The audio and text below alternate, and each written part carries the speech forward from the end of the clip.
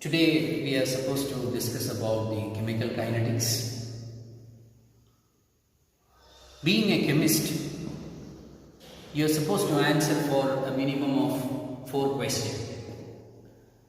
Question number 1, what happens during a chemical reaction? Question number 2, if I have given a reaction, a chemical reaction, suppose if I have written 2H2 plus O2 gives 2H2O. Will it be feasible if I write like 2H2O gives 2H2 plus O2? This reaction, will it be feasible? And the third question is, to what extent a chemical reaction happens?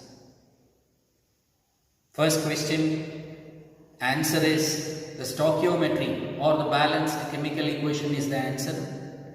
A balanced chemical equation says what are the reactants reacts, what will be the product getting produced, how many moles of reactant reacts, how many moles of products are getting produced. When you come to the next question, whether it is feasible or not, you need to learn thermodynamics. In thermodynamics, there is a parameter called free energy that will tell you whether the reaction is feasible or not.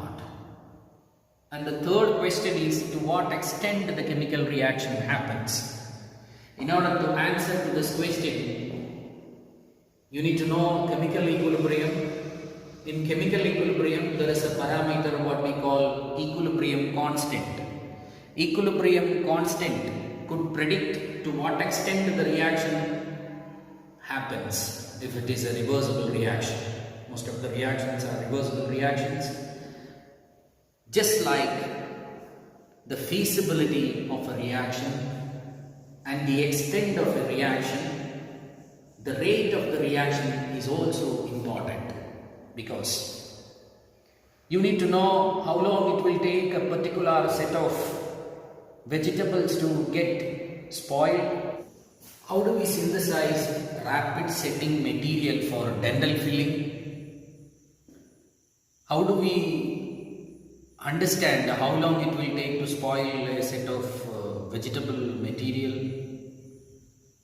How do we understand that if the half-life period of a radioactive material is 200 years, how many years it will take to completely disintegrate the radioactive material? Will it be possible to make it completely disintegrate and finally there will not be anything? So if you wanted to understand all these things, you need to know about the rate of the reaction. We deals with the rate of the reaction under chemical kinetics. So we are going to learn about a few fundamentals of chemical kinetics. What is chemical kinetics if you ask? Chemical kinetics deals about the rate of the reaction and the factors which alter the rate of the reaction, and also about the mechanism of the chemical reaction.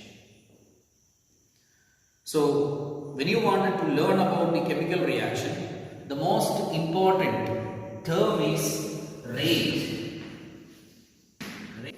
Means it is the change in some property divided by the time taken for the change to occur. For example, if you take automobile, what is the automobile speed? If you ask, it is the rate of change of position. That means it is the distance travelled by the car over a period of time. So it is the distance travelled by the car divided by the time. So there are two types of speed. One is the average speed average. Average speed means it is the distance travelled by the car and the time taken for the journey. The total time taken for the journey. So the car has covered a long distance by taking a particular time, suppose 4 hours, 3 hours, something like that. There is another speed is what we call instantaneous speed. What is instantaneous speed? Instantaneous speed means when we time a car over a very short distance at some instant of the journey. Means here the speed will be for a particular time, whereas instantaneous speed means this time will be, the change in time will be approximately 0 for 1 second or for a fraction of a second. So we time the car over a short period of distance at some point of the journey. So let me repeat. The average speed means it is the total distance covered by a car divided by the total time taken. Whereas instantaneous speed means we take in this throughout this journey we are taking, from this journey we are taking some time, some particular time. Maybe if the journey started at 10 o'clock and it end at 2 o'clock. So we wanted to know what is the speed of the car at exactly at 1 o'clock. So delta t will be approximately 0, 1 o'clock exactly. So that is what we call instantaneous speed. So this is the common way of understanding what is the rate. When we come to chemistry, chemistry deals about the chemical reaction. Change happens from a compound to another compound. So in chemistry, the journey is from reactant to product. The journey is from reactant to product. So I have written a chemical reaction. If you look at this reaction, you can see that a reactant reacts to give a product. So 1 mole of reactant react to give 1 mole of product. So let's say when T is equal to 0, we can take it as T is equal to T1 initial time, and T is equal to T2 after some time. And if you take the molar concentration of the reactant, it is R. Initially T1 R1, T2 R2. If you take the product, it will be P1 at this T1 and P2 at this T2. That means you are just going to start a reaction. When you are going to start a reaction, you have to begin. And initially, whatever be the molar concentration of the reactant is there, we have taken as R1. Molar concentration of the product we have taken as P1. After some time, we have taken the molar concentration of the reactant as R2 and the molar concentration of product P1. Then the journey, how do you understand from where the journey happened? How does it happens in terms of the reactant and product? As far as the chemical reaction is concerned, it is the nature of the reaction that the molar concentration of the reactant will get decreased and the molar concentration of the product will get increased. How do you monitor the rate of the reaction? I have already told you the journey in chemistry is from the reactant to the product. How do you monitor the rate of the reaction? So you can monitor the rate of the reaction by looking at the decreasing molar concentration of the reactants or by increasing molar concentration of the product, so that you can write down the rate of the reaction as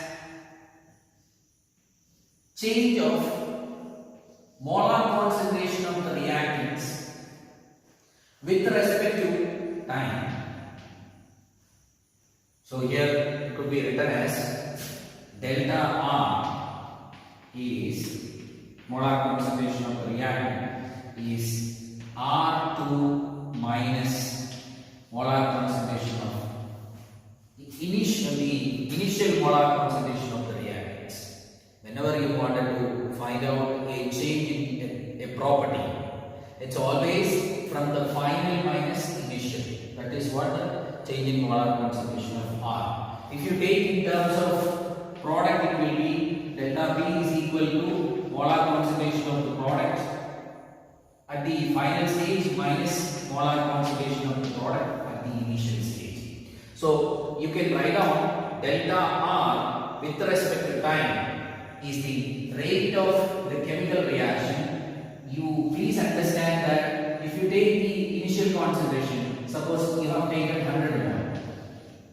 After some time, it will be less than 100 mole. Let us take it as 90. So if you subtract 90 minus 100, it will be minus 10. You cannot say that the rate of the reaction is negative. In order to avoid this complexity of having negative rate of negative rate, what do? We multiply the change in molar concentration of the reactant with respect to with minus 1. So if you multiply with minus 1, what will happen? It will automatically become a positive value. Or you can write change in molar concentration of the product divided by time. This is what we call rate of the reaction at the basic point. Rate. So, rate of a chemical reaction means it is the change in molar concentration of the reactant with respect to time, or change in molar concentration of the product with respect to time. And the rate of the chemical reaction in terms of the reactant will be negative. Rate cannot be negative. In order to avoid this complexity, what do? We multiply the rate of the chemical reaction, if it is expressed in terms of the reactant, with minus 1. So that you will get minus delta R. So what we have written over here, I have written rate. Actually it is the average rate. Then what is the instantaneous rate? So the instantaneous rate will be, so this is delta T. Here we were taking delta T, and this is for a stipulated time, 1 hour, 2 hour, it could be any time. It could be even 3 years, 4 years. When you talk about the rate of the chemical reaction, there are many reactions which happens very fast. If you take the precipitation reaction, an ionic reaction, that silver nitrate is reacting with the sodium chloride in order to produce silver chloride. This reaction happens very fast.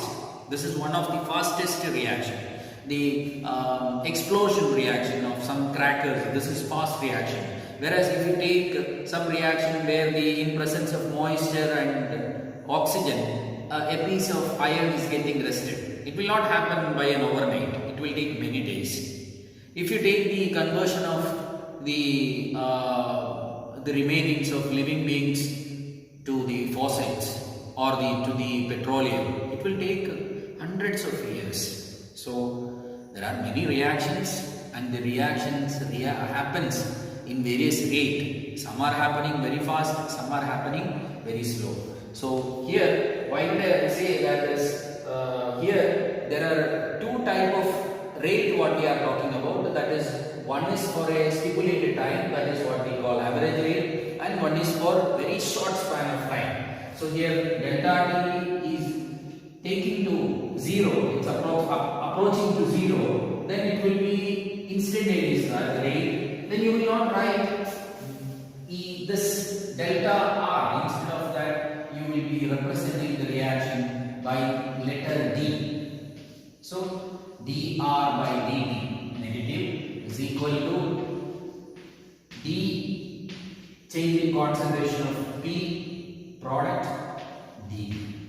So this is equal to instantaneous rate of the reaction. Then how do you determine the rate of the reaction? So there are graphical way of representing the rate of the reaction.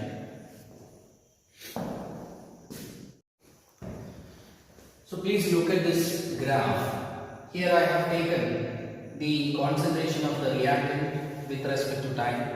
Here I have taken concentration of the product with respect to time. Of course, we have already discussed that during the course of the reaction, the molar concentration of the reactants will be getting decreased. That's why you have got a negative slope, and the molar concentration of the product is getting increased. That's why you have got a positive slope. And if you wanted to find out the average speed, average rate of the reaction, so this represents change in molar concentration of the reactant. This represents change in time. So R average is equal to, this is a negative slope, in order to make it positive, delta R divided by delta T. That's what the rate. You can get it from the graph. And delta R means it is the molar concentration of R2 minus molar concentration of R1 divided by T2 minus T1. So this is T2 and this is T1. This is R1 and this is R1 and this is R2. So the same way you can represent the product also. This is T1. At T1 you will get P1. At T2 you will get T2 you will get T2. So this is what the change in time delta T. This represents change in molar concentration of the product. So you can write down the average rate is equal to, here negative is required, here negative is not required because it is a positive slope, that is delta change in molar concentration of P divided by delta T is nothing but average is equal to molar concentration of product final minus molar concentration of product initial divided by. This is what the average speed. Now, how do you determine the instantaneous speed? So, instantaneous speed means it is the speed of the reaction at a particular instant, and it could be told in a small period of time and small change in concentration. That is what represented by the instantaneous. In a short span of time, in a very small change in concentration. So for that, what you need to do, suppose you wanted to find out the instantaneous rate of this reaction at this point. So you have to mark that point and you have to draw a tangent and you need to find out the slope of this tangent. So for that, you have to draw a line like this. So this represents change in molar concentration of the product will be written as dP, and here the small span of time, short period of time, dt. Then you will write R instantaneous as equal to dP divided by dt. So if you wanted to find out the average rate of the reaction, it is easy. You can find out easily. You don't have to even go for a graph. Whereas if you wanted to find out the instantaneous rate of the reaction, you have to plot a graph and you have to draw a tangent and you have to find out the slope of the tangent. That will tell you what is the instantaneous rate of the reaction. So it's not easy as you see over here. Plotting a graph, it's not easy. So you have to conduct the chemical reaction. At each point, you have to measure the molar concentration of the reactant or the molar concentration of the product, and you have to note it down. You have to make a tabular column, and you can refer certain textbook. Many examples are given over there, and you have to note down the molar concentration of the product at this time, at this time, at this time, and you have to join all the lines together so that you will get a graph like this. From there, you have to find out the instantaneous rate of the reaction. So it's not as easy as you hear. So I will give you a small question, that is N2 plus 3H2 gives 2NH2. Write down an equation that expresses the average rate of this reaction. So when you are writing down the expression for the rate of the reaction, you can express it in terms of nitrogen, you can express it in terms of hydrogen, and also you can express it in terms of ammonia. So that the equation will be rate of the reaction, that is delta into change in molar concentration of nitrogen with respect to time. And in terms of hydrogen, it is change in molar concentration of hydrogen with respect to time. With respect to ammonia, it is change in molar concentration of ammonia with respect to time. So I have a question. See that what is the stoichiometric coefficient? It is 1, it is 3, it is 2. And you cannot make them equal. Because when 1 mole of nitrogen is consumed, there is the 3 moles of consumption of hydrogen. There is 2 moles of consumption of production of ammonia. So the stoichiometric coefficient for hydrogen, nitrogen and ammonia is not equal. So the rate of the reaction also will not be equal. So the reaction expression will be, the rate expression for this reaction will be equated only when you divide each concentration term with the stoichiometric coefficient. So this is 1 mole, there is no issue. Whereas this hydrogen is 3 mole, so you have to divide it by 3. Whereas this ammonia is 2 mole, so you have to divide it by 2. Then only you can equate the concentration terms of the reactants and products. Otherwise, it is not correct. A moles of A reacts with B moles of B to give C moles of C plus D moles of B.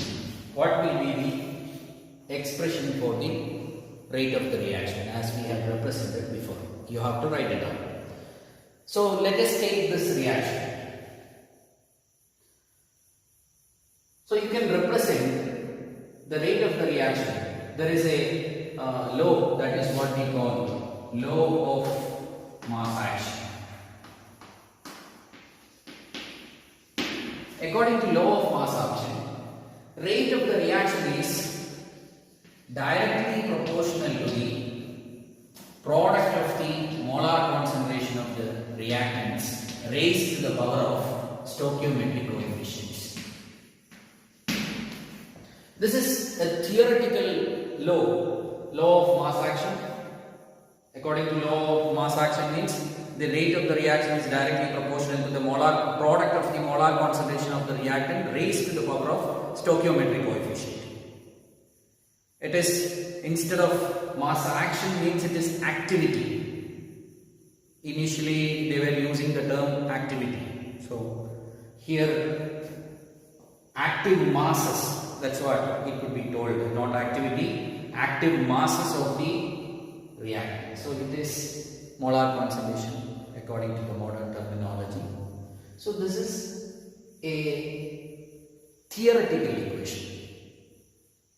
And when you take into the experiment, you can write down the expression.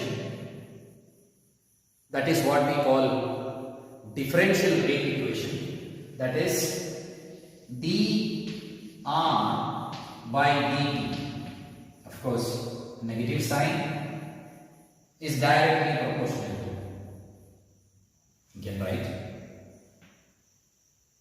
equal to rate is directly proportional to molar concentration of A raised to X. Not to the point, I have not written A, I have written X. Molar concentration of B raised to Y. Here this is theory and this is practice. You have done some experiment. That's how you have written the power X and Y. And please note that X and Y may or may not be equal to the stoichiometric coefficient A and B. May or may not be. So how do you determine whether it is equal to or not equal to? For that you have to go for the experiment, and the proportionality will be removed by taking a constant, proportionality constant. Then you can write dR divided by dt is equal to K into molar concentration of A raised to X into molar concentration of B raised to Y. This is an equation. This is another equation with respect to the same reaction. And here I have taken the stoichiometry coefficient as the power of molar concentration of the reactant in the equation A and B. Whereas here I have taken X and Y, and I said that X and Y may or may not be equal to A and B. So this is a theoretical equation,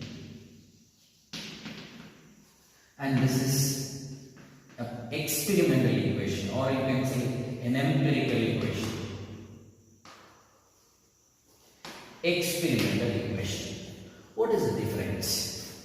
Actually, this X and Y is what we call order of the reaction. Order of the reaction. And this is what we call, because it may be or may not be representing the order, this is what we call molecularity of the reaction. And the question comes, what is molecularity? Molecularity means it is what represented by the balanced chemical equation. So if you wanted to define molecularity, it is the number of reacting molecules or reacting ions or reacting atoms undergoing simultaneous collision in a single step or in an elementary reaction. I'll tell you what is elementary reaction, as represented by the balanced chemical equation. For example, if you take NH4 NO2, that gives N2 plus H2O, 2H2O. This is a unimolecular reaction. Unimolecular means single molecule is participated in the reaction. And if you take 2NO plus O2 gives 2NO2. This is a tri-molecular reaction. Tri-molecular reaction. If you take this one, 2HI gives H2 plus I2. This is a bimolecular reaction. So in this bimolecular reaction, two molecules of hydrogen iodide is getting collided. If you take this reaction, two molecules of nitrogen monoxide and one molecule of oxygen is getting collided, and you get this product.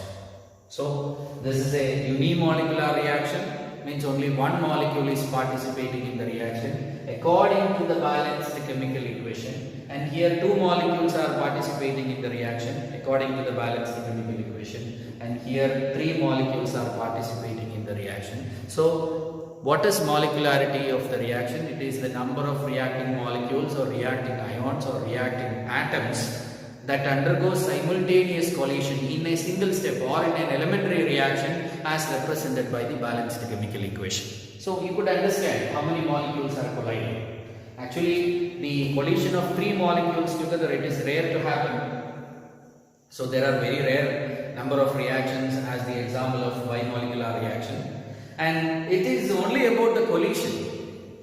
Whereas here the order, it is very important, order of the reaction. What is the order of the reaction if you ask?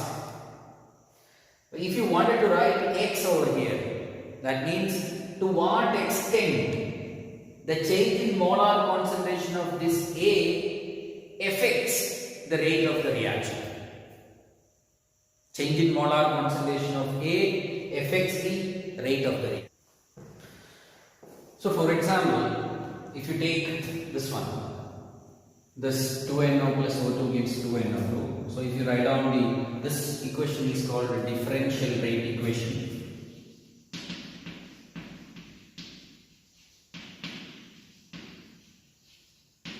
Differential rate equation.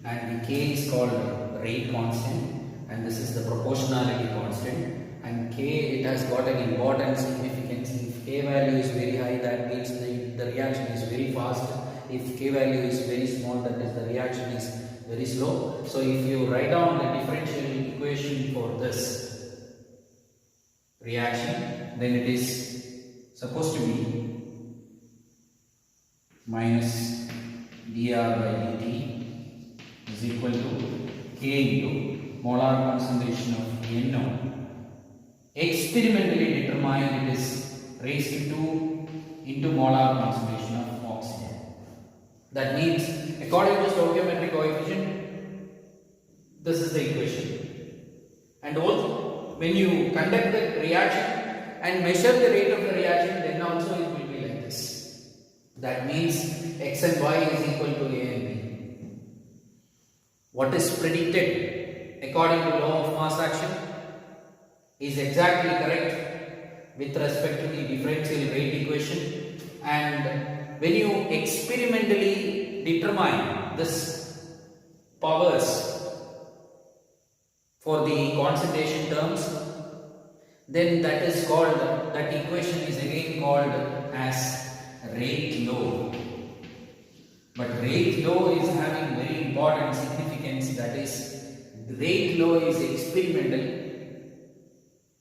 and it is in this, the order of the reaction is determined experimentally. So come back to what is the order of the reaction. Order of the reaction means you have to understand like this. To what extent the rate of the reaction is influenced by this particular reactant will be told by this too. That means, suppose if you increase the molar concentration of the nitrogen monoxide by 2 times, you increase it by 2 times, then the rate of the reaction will be square. So the effect will be 2 square over here.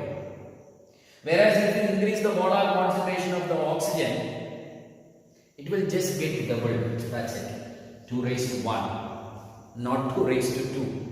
Here only 2. So order of the reaction is, to what extent molar concentration of a reactant, change in molar concentration of a reactant will influence the rate of the reaction. And what is order of a reaction? This is order of a reactant. What is order of a reaction? If you ask, it is the sum of the powers of the molar concentration of the reactant. Powers, it is the sum of the powers by which the molar concentration of the reactant is raised. So here, what is the order of the reaction? It is the sum of the powers of the reactant molar concentration terms over here, that is 2 over here, and here it is 1. So order of the reaction is 2 plus 1, 3. Are you understanding? Molecularity is how many molecules are colliding simultaneously. Whereas here order of the reaction is to what extent the rate of the reaction is influenced by the change in molar concentration of the reactant. Hope you understood. There are a few more examples. Suppose if you take this reaction, CH3 plus Cl2 gives CCl4 plus HCl. So this is a bimolecular reaction, and if you write down the order of the reaction according to stoichiometry, so dR by dt minus is equal to K into molar concentration of CHCl3 into molar concentration of Cl2. According to the stoichiometry, if you see, it has to be CHCl3 raised to 1, Cl2 raised to 1. But experimentally, it is found that if you increase the molar concentration of Cl2, the rate of the reaction will be decreased by half. Means the order of the reaction is half with respect to chlorine. So the rate of the reaction, if you, the molar concentration of the chlorine, if you increase, if you double, then it will become half. If you take this reaction, generally this is a esterification reaction, the hydrolysis of ester. So if you write down the rate of the reaction, it is K into molar concentration of CH3, CO2, C2, H5 and the other one is H2. With respect to H2O, the order of the reaction is 0. Whereas with respect to ester, the order of the reaction is 1. If you increase the molar concentration of H2O, will not have any reflection in the rate of the reaction.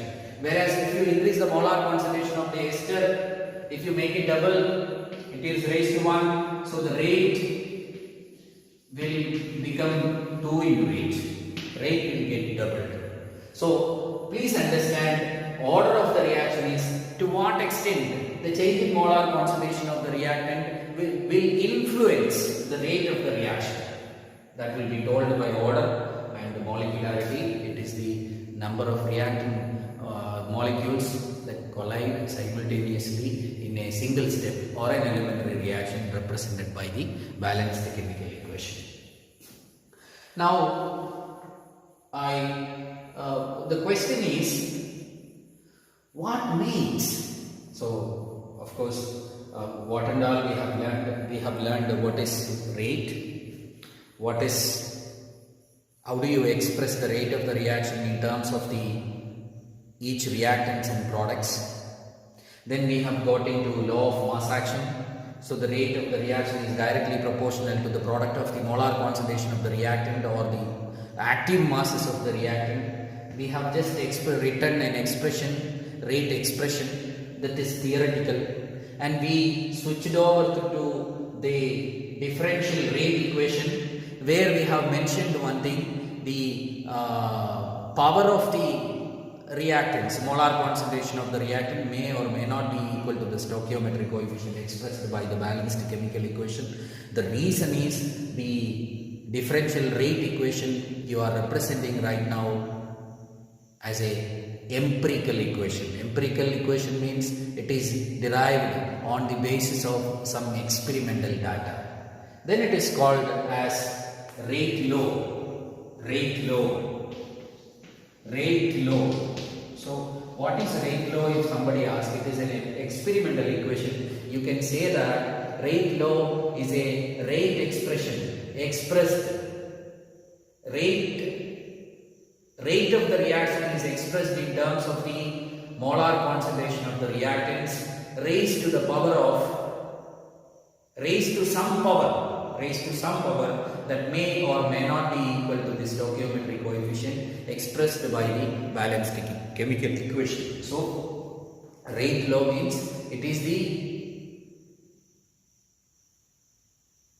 expression for the rate of the reaction. It is the rate of the reaction expressed in terms of molar concentration of the reactants raised to some power which may or may not be equal to the stoichiometric coefficient expressed by the balanced chemical equation. That is what we call rate law. Looking to an important point, that is, I was talking about the order of the reaction may or may not be equal to the stoichiometric coefficient. So what make the order of the reaction different from the stoichiometric coefficient? So I am going to discuss about the factors that influence the order of the reaction. What are the factors which will make the order different from the stoichiometric coefficient? Number one, relative molar concentration of the reactant. We have taken an equation, that is CH3, CO2, C2H5 reacts with H2O. This represents the hydrolysis of ester. This is an ester that get hydrolyzed, and if you take the rate of the reaction, could be written as K into, we can write ester. With respect to ester it is 1, with respect to water it is 0. 1 with respect to water it is 0. The answer is, when you conduct the hydrolysis of ester, you take water in a beaker and you will add ester drop by drop. Will not be taking ester into that, you will be adding water, then the order will be different. So generally what you do, you take water in a beaker, into that you will be adding ester drop by drop. When you add ester drop by drop, hydrolysis happens in presence of some acid or base. So here the point is, you have taken very little amount of ester and you have taken H2O in large excess. So when you have taken in large excess, H2O in large excess, what happens? The influence of the molar concentration of this reactant on the rate of the reaction will become 0. So, relative molar concentration of the reactants, number 1, and number 2, it is the mechanism of the reaction.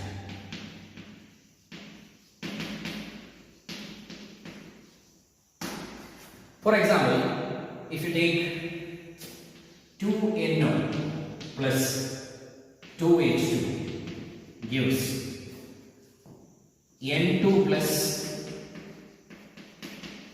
2H2.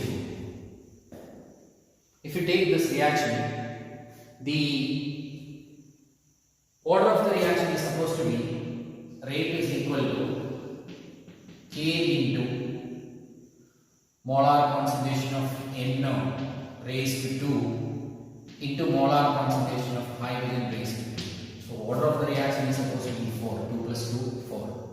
But the order of the reaction is like this. This is wrong. The actual order of the reaction is rate is equal to K into molar concentration of NO raised to 2 into H2.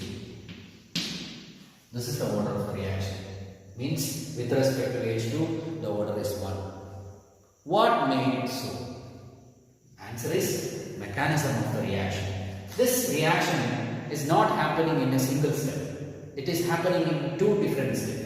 The first reaction is 2 molecules of NO reacts with H2 to give N2 plus H2O2, and H2O2 reacts with H2 to give 2H2. So if you look at the order of the reaction or the experimentally determined rate law, you will understand that out of these two, one of the equation is little important. This is that equation.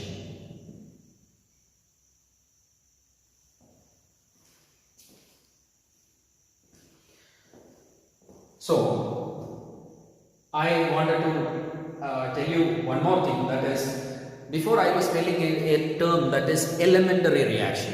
What is an elementary reaction? Elementary reaction is a reaction which happens in a single step. So, there are 2 elementary reactions. One is this, another one is this. So, elementary reaction is a reaction which happens in a single step. And what about this reaction? Is it happening in a single step? No, it is happening in 2 steps. So, when a reaction represented by the equation is not happening in a single step, if it is happening in a multi-step, then such reactions are called as complex reaction, and this is called elementary reaction. So this is elementary reaction, these two are elementary reaction, and this is complex reaction. So what determines the order of this complex reaction, if you ask? It is something related to its elementary reaction. And here, out of this 2 elementary reaction, one will happen very slowly, the other one will happen in a faster way. This is very slow and this is very fast. So please understand, the slowest step will determine the order of a complex reaction. For example, if you take a bicycle factory, in order to make a bicycle, you need to have tires, you need to have handles, you need to have many other spare parts. So, you imagine that all other parts except a tire is made within 1 hour. Whereas tire, if you wanted to make, it consumes 5 hours. So, how long it will take to get a bicycle? The answer is 5 hours. Why 5 hours? The slowest process is the making of tire. So that time, that tire making time will be the duration of making a bicycle. So please understand, for a complex reaction, the order of the reaction will be determined by the slowest process. So the moral of the story is, the mechanism of the reaction also make an influence that will make the order of the reaction different from stoichiometry of the reaction.